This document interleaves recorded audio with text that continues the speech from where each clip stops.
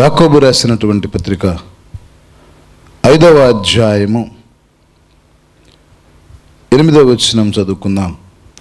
ప్రభువు రాక సమీపించుచున్నది గనక మీరును ఓపిక కలిగి ఉండుడి. ఎవరి యొక్క రాక సమీపించుతున్నది అంటే మన తండ్రి కుమార పరిశుద్ధాత్మ త్రియేక దేవుడైనటువంటి యేసుక్రీస్తు వారు శిలువ మరణము చెందిన తరువాత 3వ దినాన మృత్యుంజయుడై తిరిగి లేచి మరలా మన మధ్యకు రానై ఉన్నాడు. ఆ దేవుని యొక్క రాక సమీపించుచు ఉన్నది గనుక మీరును ఓపిక కలిగి ఉండుడి, మీ హృదయములను స్థిరపరచుకొనుడని మరి భక్తుడు తన లేఖనము ద్వారా మనతో మాట్లాడుచూ ఉన్నాడు. ప్రాముఖ్యముగా దేవుని యొక్క రాకడి సమయంలో 3 సూచనలు జరుగుతాయి ప్రియులారా. మొదటిది ప్రకటన గ్రంథము 22వ అధ్యాయము 12వ వచనం.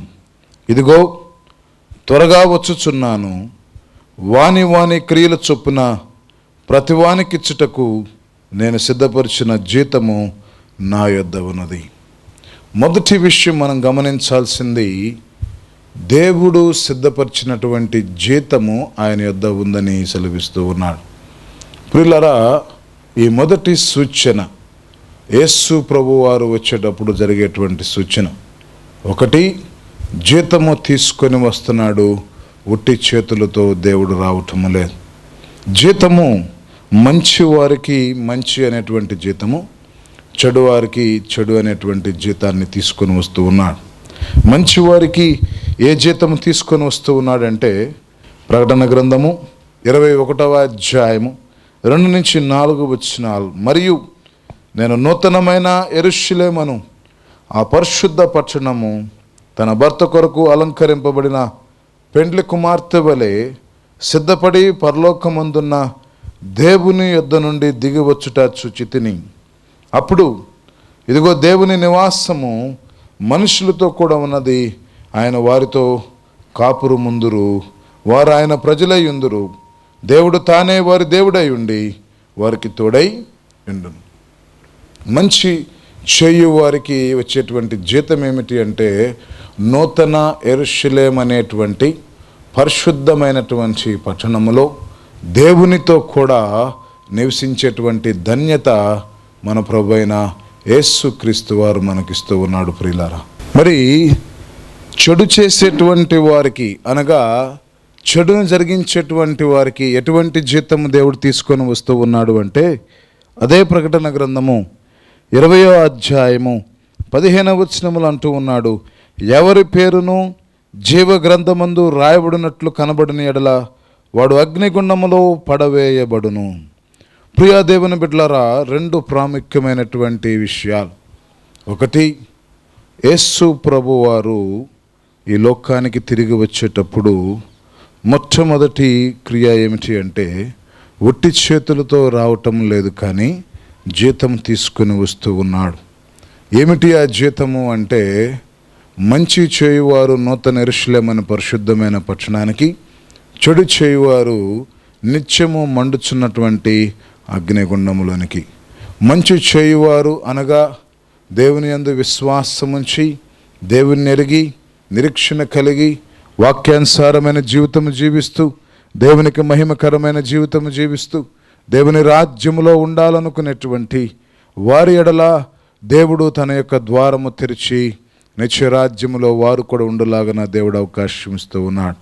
రెండవది, పాపము జరిగిస్తూ లోకానుసారమైన జీవితం జీవిస్తూ మరియు దేవుణ్ణి విసర్జిస్తూ దేవుని నామానికి అవమానకరముగాను దూషణకరముగా జీవించేటువంటి వారికి అగ్నిగుండం అని చెప్పని వాక్యం సెలవిస్తూ ఉంది. రెండవది మనం గమనించినట్లయితే అదే ప్రకటన గ్రంథములో 20వ అధ్యాయము 12వ వచనములో ఒక మాట జ్ఞాపకం చేస్తూ ఉన్నారు, మరియు గొప్పవారేమి కొద్దివారేమి మృతులైన వారందరూ ఆ సింహాసనం ఎదుట నిలవబడి ఉండుట చూచితిని. అప్పుడు గ్రంథములు విప్పబడెను, మరియు జీవ గ్రంథమును వేరొక గ్రంథము విప్పబడెను. ఆ గ్రంథముల యందు రాయబడి ఉన్న వాటిని బట్టి తమ క్రియల చొప్పున మృతులు తీర్పు పొందిరి. రెండవ ప్రాముఖ్యమైనటువంటి సంఘటన ప్రభు రాకడలో జరిగేదేమిటి అంటే గ్రంథములు విప్పబడతాయి. ఆ గ్రంథములలో వేరొక గ్రంథం ఉంది. ఆ గ్రంథమే జీవ గ్రంథము. ఎవరి పేరైతే జీవ గ్రంథమందు రాయబడకుండా ఉంటుందో వారు దేవుని రాజ్యమును స్వతంత్రించుకొనరు, కానీ వారు నిత్యమైనటువంటి అగ్నిగుండములో కాల్చబడతారనేటువంటి విషయాన్ని మనము గమనించాలి. మూడో ప్రాముఖ్యమైనటువంటి విషయము దేవుని యొక్క రాకడలో మనం చూసినట్లయితే ప్రకటన 21వ అధ్యాయము 2-4 వచనాలు ఇందాక మనము చదివిన రీతిగా నూతన యెరూషలేము పరిశుద్ధమైనటువంటి పట్టణము. 3 ప్రాముఖ్యమైనటువంటి విషయాలను మనము చూస్తూ ఉన్నాం. ఆ 3 విషయాలు ఎప్పుడు జరుగుతాయి అంటే ప్రభు రాకడ సమీపించినప్పుడు. ఈ ప్రభు రాకడ ఎప్పుడు సమీపిస్తుంది? దీనికి ఏమన్నా డేట్ ఉందా? దీనికి ఏమన్నా సమయం ఉందా? మరి పరిశుద్ధ గ్రంథములో దేవుడు ఈ యొక్క రాకడ గురించి ఎక్కడ బయలుపరిచాడు? ఏమన్నా సూచనగా మనకేమన్నా విషయాలు బయలుపరిచాడా అని మనం చూస్తే మార్కు సువార్త 13వ అధ్యాయము 32-33 వచనాలు. ఆ దినమును గూర్చియు ఆ గడియను గూర్చియు తండ్రి తప్ప ఏ మనుష్యుడైనను పరలోకమందలి దూతలైనను కుమారుడైనను ఎరుగరు. జాగ్రత్త పడుడి, మెలకువగా నుండి ప్రార్థన చేయుడి, ఆ కాలము ఎప్పుడు వచ్చునో మీకు తెలియదు. ఏ దినమండి? ఆ దినము ప్రభువైనటువంటి యేసు క్రీస్తు వారు తిరిగి రానయ్యున్నటువంటి దినం. బైబిల్లో ఏమని సెలవిస్తూ ఉన్నాడు అంటే ఆ దినమును గూర్చి జాగ్రత్తగా ఉండండి, మెలకువగా ఉండి ప్రార్థన చేయండి. ఎందుకు అంటే ఎప్పుడు వచ్చునో మీకు తెలియదు. కనీసము కుమారుడు కూడా ఎప్పుడు వస్తాడో తెలియదు, కేవలము తండ్రికి మాత్రమే. మరి ఈరోజు రానున్నటువంటి సంవత్సరము కొరకు, ఉద్యోగము కొరకు కానివ్వండి, వ్యవసాయము కొరకు కానివ్వండి, వ్యాపారమునకు కొరకు కానివ్వండి, వివాహము కొరకు కానివ్వండి, అన్ని విధాలుగా మనము సిద్ధపడతా ఉన్నాం. ఒక సంవత్సరము ముందే ఇయర్లీ ప్లానింగ్ కలిగి ప్రతిదీ కూడా సిద్ధపరచుకుంటున్నాం ప్రియులారా. అలా జరుగుతుందో లేదో తెలియదు, కానీ జరగాలని చెప్పని ప్రతిదానికి కూడా మనము ప్రణాళిక ముందస్తుగా మనము కలిగి ఉంటాం. అలాంటి ప్రణాళిక కలిగినటువంటి మన జీవితంలో ఒక సడన్గా జరిగేటువంటి ఒక ఘట్టం ఏమిటి అంటే ప్రభు అయినటువంటి యేసు క్రీస్తు వారి యొక్క రాకడ. యేసు ప్రభు వారు వస్తే ఆయన మధ్యాకాశానికి వచ్చి బోర ఊదుతాడు ప్రియులారా.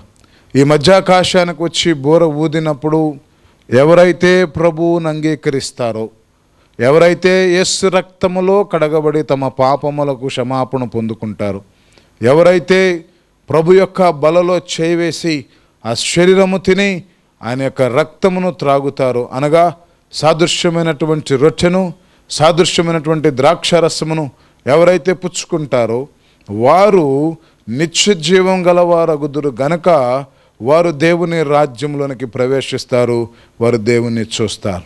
అయితే విడవబడేటువంటి వారి జీవితంలో అగ్నిగుండం మాత్రమే ఉంటుందనే వాక్యం సెలవిస్తూ ఉంది.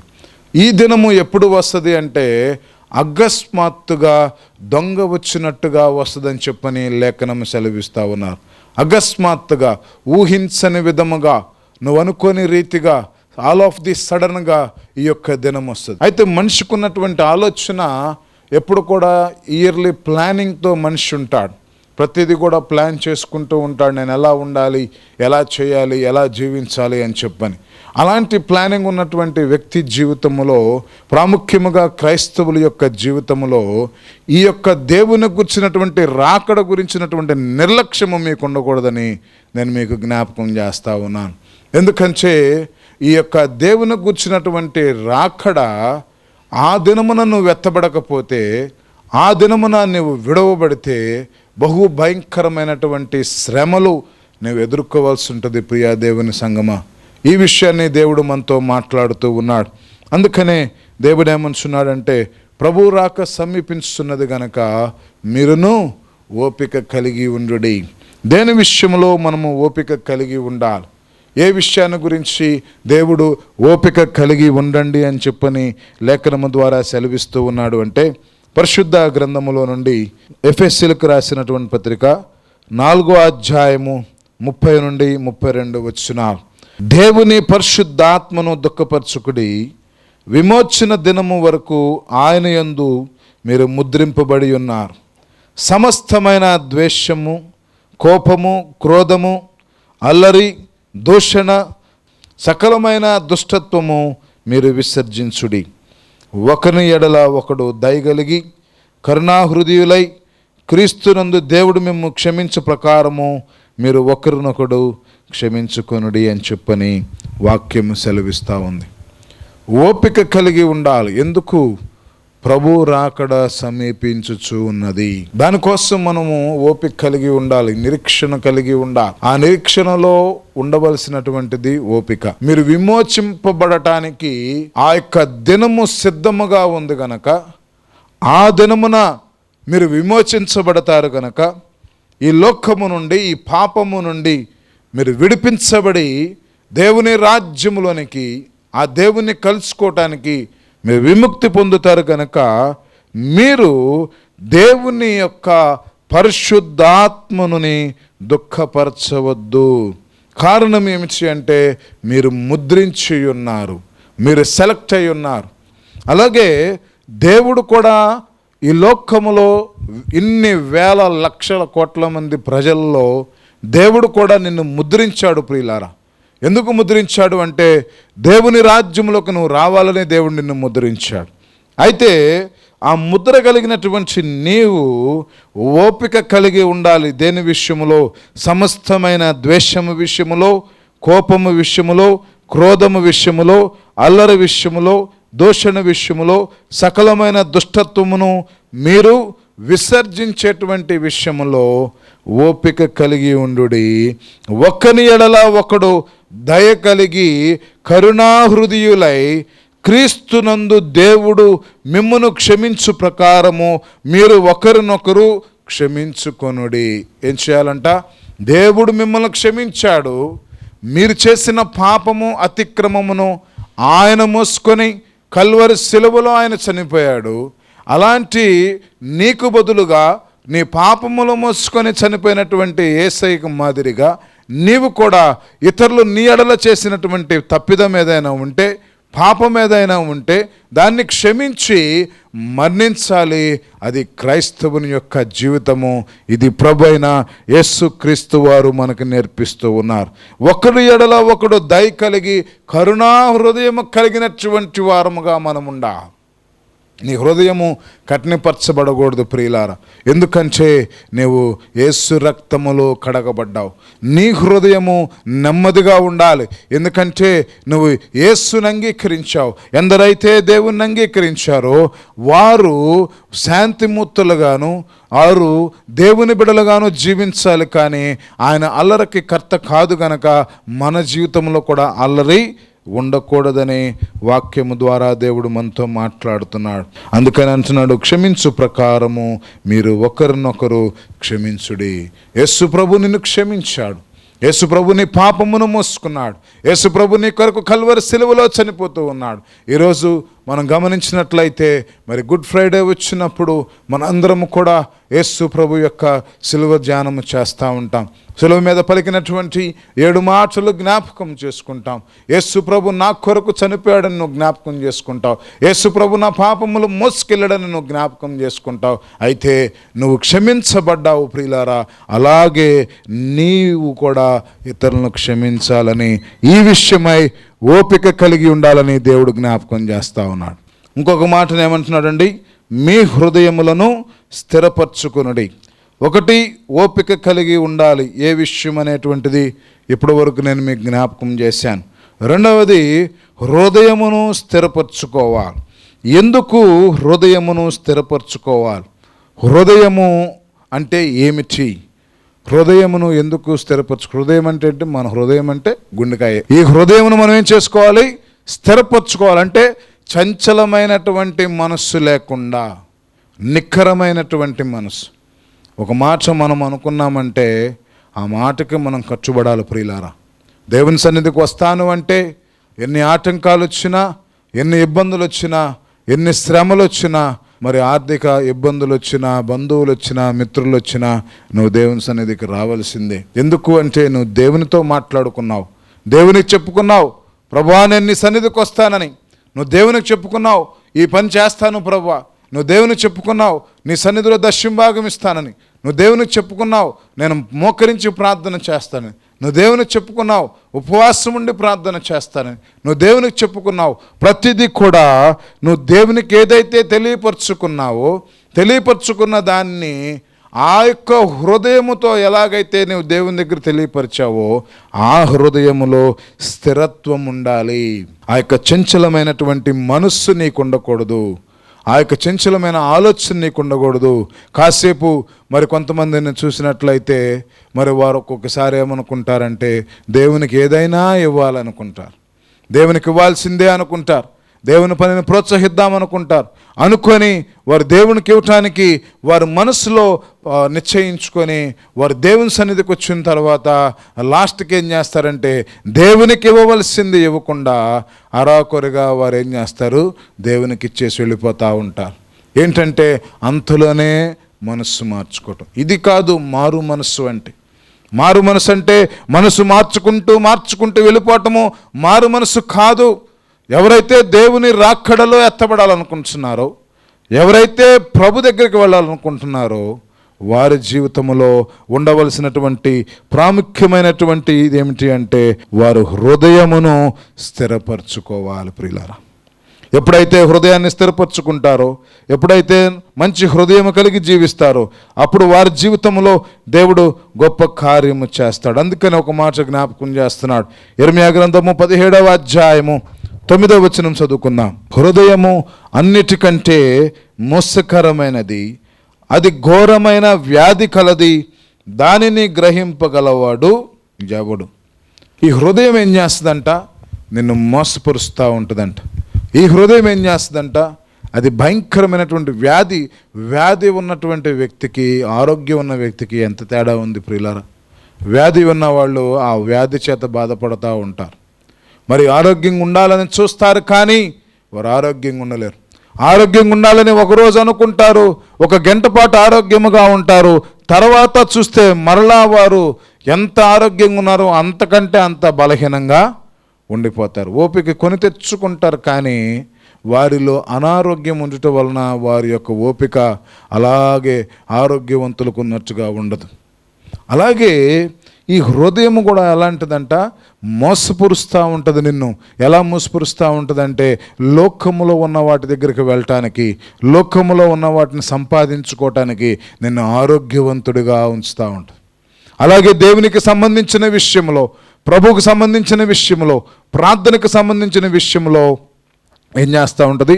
నిన్ను మోసపురుస్తూ ఉంటుంది ఈ హృదయము. అందుకని దేవుడు ఏమంటున్నాడు?